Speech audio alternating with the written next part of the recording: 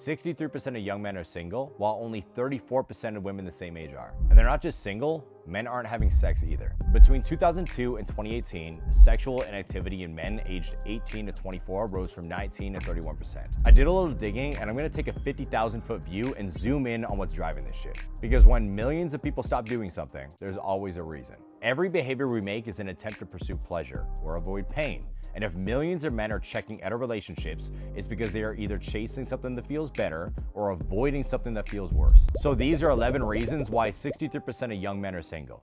This brings me to my first point, which is low testosterone. Men aren't participating in relationships because biologically, many of them don't even feel the drive to. Imagine trying to race a car with no fuel. That's what it's like for millions of young men today. They're tired, foggy, unmotivated, and they don't even know why. Testosterone isn't just about muscles, it affects how motivated you feel, how confident you speak, and how much you care about improving your life. In the early 2000s, about 1 in 5 men in their early 20s had low or no sexual activity. By 2018, that number jumped to nearly 1 in 3. This isn't just cultural, it's biological. And when men's hormones tank, their behavior follows. Low testosterone equals low motivation equals low action. This isn't just a mental slump, it's a biological bottleneck. If men don't change how they eat, sleep, train, and live, this trend will only get worse. This leads me to point number 2. Men have no role models. You can't become what you've never seen. Most boys today are raised by a mom who's doing her best, but a dad who's either not in the picture or checked out. That boy has no man showing him how to speak clearly, how to handle anger, how to treat women, or how to carry himself. So what happens? That boy grows up guessing. He copies social media,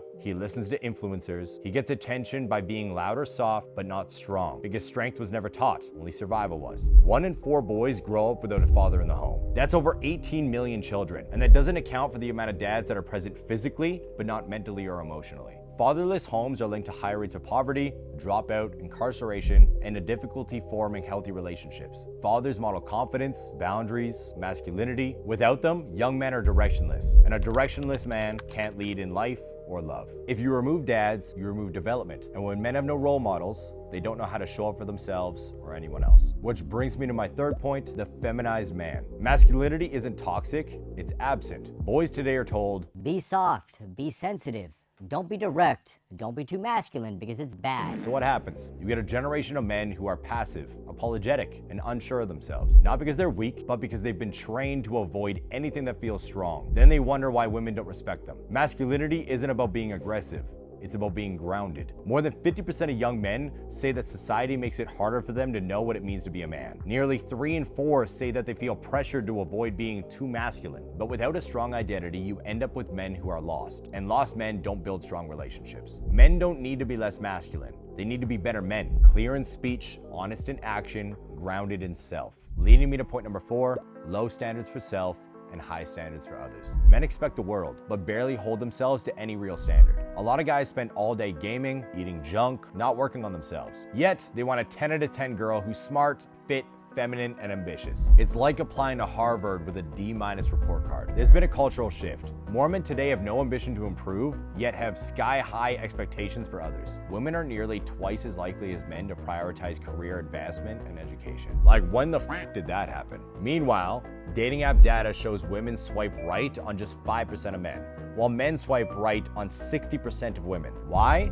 Because most men aren't filtering with standards, they're just hoping for validation. When you expect royalty but act like a peasant, no one's going to choose you. Men aren't getting rejected because women are too picky. They're getting rejected because they're not picky enough with themselves. At point number 5, we have fear of rejection. Most men would rather avoid pain than pursue possibility. Guy sees a girl he likes, wants to say something, but his brain short circuits. What if I get rejected? What if she laughs? What if I'm not enough? So he looks away, says nothing, and scrolls on TikTok instead. Repeat that moment 1,000 times, and that's modern dating. 1 in 3 men under 30 report no sexual activity in the last year. Not because they don't want intimacy, but because they fear rejection. Confidence isn't built in your room. It's built in the real world through repetition and resilience. If you never risk rejection, you never earn connection. This leads me to point number 6. They don't know what they want in life. A man without purpose can't attract a woman with one. He wakes up late, scrolls, half-asses work, feels lost, and repeats. He's not just single, he's purposeless. Data says that men aged 18 to 24 have the lowest levels of life satisfaction and long-term planning. And a Harvard poll showed that Gen Z men are 50% more likely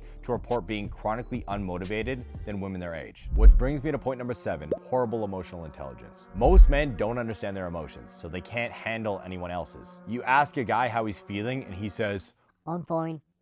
but he's not. He's irritated, insecure, stressed, and bottling it up. Then when someone close to him brings up a problem, he either explodes or shuts down because he's never been taught how to process his feelings, let alone talk about them. Only 1 in 5 men report feeling comfortable expressing emotions like sadness, fear, or vulnerability. And 72% of men say they were raised to believe that showing emotions is a sign of weakness. Without emotional intelligence, skills like self-awareness, empathy, and regulation, relationships become ticking time bombs. You can't lead in love if you don't understand yourself.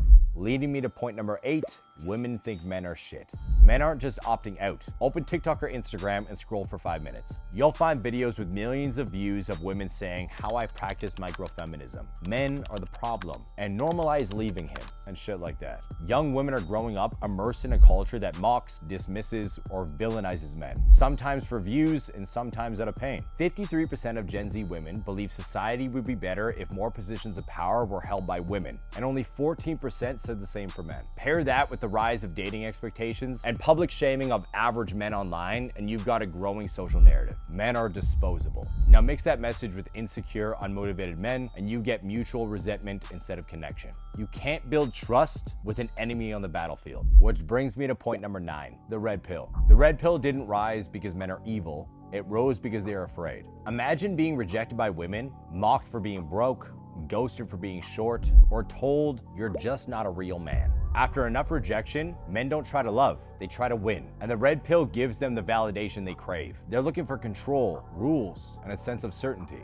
The manosphere thrives because it shows men that they're not crazy. They're not the only ones that feel the way they do about the world and women. But what it also breeds is hate. Hate for women, hate of vulnerability, and hate of being used, lied to, or made to feel small. One Reddit study found that men in red pill spaces were 3 times more likely to express loneliness, depression, and hopelessness, but masked it with being alpha and manly. The red pill is just feminism for men, 2 sides of the same blame game. Which leads me to point number 10. Social media creates the illusion of options. Social media makes it look like everyone has endless options, especially women. A woman posts 1 gym selfie and gets dozens of DMs. A man posts a thoughtful quote and gets 2 likes. To him, it feels like he's invisible. To her, it feels like she has unlimited choices. So what does that do? It breaks reality. Studies from Hinge and Bumble show women receive 10 to 20 times more messages than the average man. And according to Tinder's internal data, 80% of women are chasing the top 10% of men. That means the majority of guys are left feeling unwanted, while women feel overwhelmed with mediocre options. So men give up, women raise standards, and no one meets in the middle. Social media creates the illusion of abundance, which leads to indecision,